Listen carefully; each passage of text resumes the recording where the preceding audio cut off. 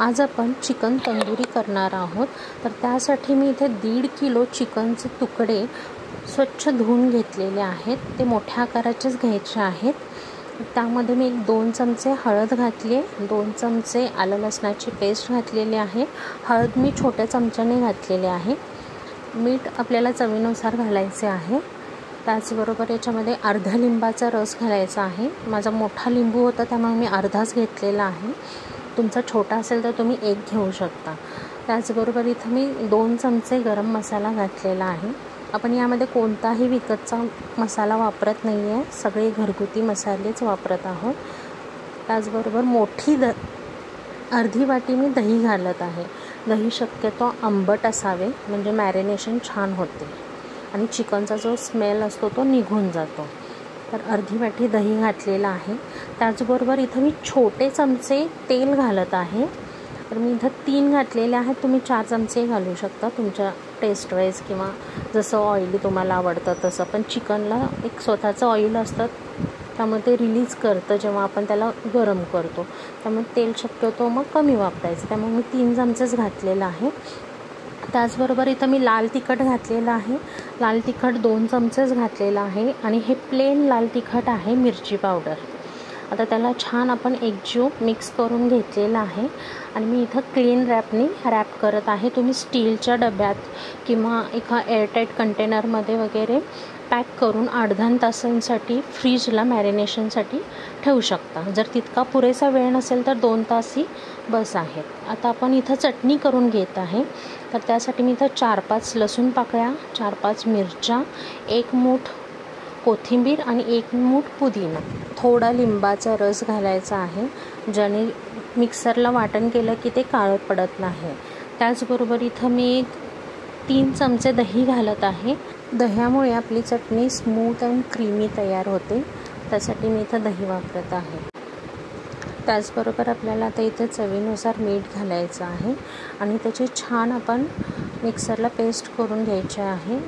आवश्यकतेनुसार आपल्याला पाणी घालायचं आहे। तुम्हाला कशी चटणी हवी आहे किंवा थिन हवी आहे तशी आपण कन्सिस्टन्सी करून घ्यायची आहे। मी इथं या पद्धतीने ठेवलेली आहे की जेणेकरून आपण डीप करून सुद्धा खाऊ शकतो। आता ही आपली चटणी छान तंदुरीची तयार झालेली आहे। तुम्ही बघू शकता की दह्यामुळे त्याचा कलर असा छान पोपटी कलर आलेला आहे। नक्की ट्राय करा। आता आपण सलाड करून घ्यायचं आहे, जे तंदुरीसोबत सर्व करता येईल। तर इथं मी एक मोठ्या साईजचा टोमॅटो घेतलेला आहे, एक मोठ्या साईजचा लांब चिरलेला कांदा घेतलेला आहे। त्याचबरोबर इथं मी थोडा कोबी घालत आहे। तुम्ही तुमच्या आवडीनुसार भाज्या वापरू शकता याच्यामध्ये। आता मी इथं बारीक चिरलेली कोथिंबीर घालत आहे, थोडं बीट घालत आहे लांब स्लाइस केलेलं। त्याचबरोबर शिमला मिर्च वेगळं नक्की ट्राय करा तुम्ही, छान लागतं सलाडमध्ये, तेही बारीक चिरून लांब टाकलेलं आहे। त्याचबरोबर गाजर, इथं मी चाट मसाला घालत आहे।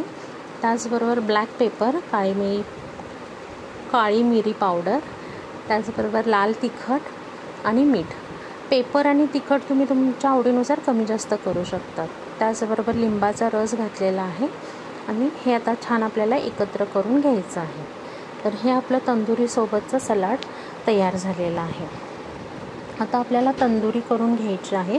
तर तंदुरी करण्यासाठी मी तर गॅस तंदूरचा वापर करत आहे।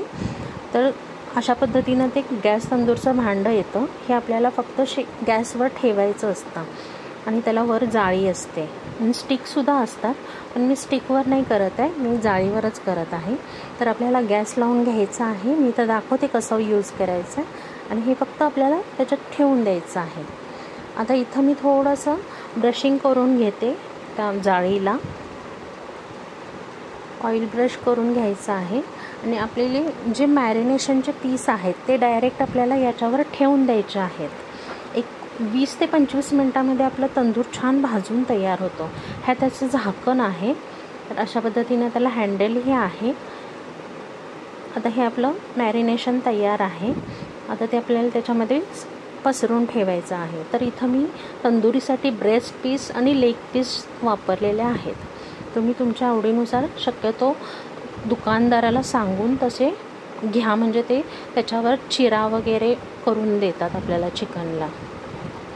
आणि त्या पद्धतीने ते कापूनही देतात आपल्याला हवं तसं. त्यामुळे तुम्ही सांगा त्यांना की कशासाठी हवं आहे. आता हे आपण मोठे मोठे पीस मी इथं ठेवलेले आहेत आणि झाकण आता ठेवून द्यायचं आहे.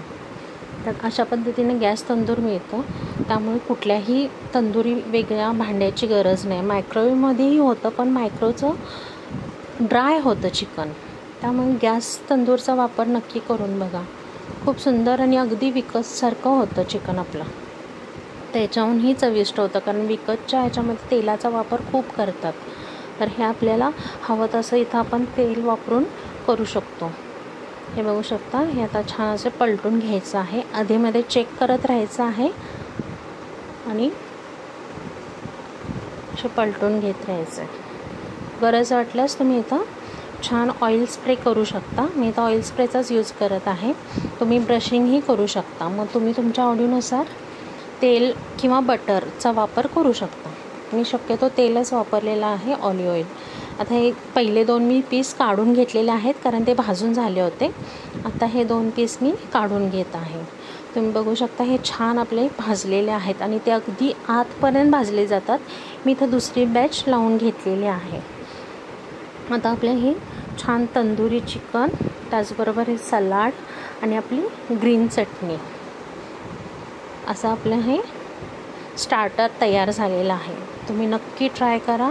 खूप सुंदर लागते आणि हॉटेलपेक्षाही घरगुती जेवण छान असते.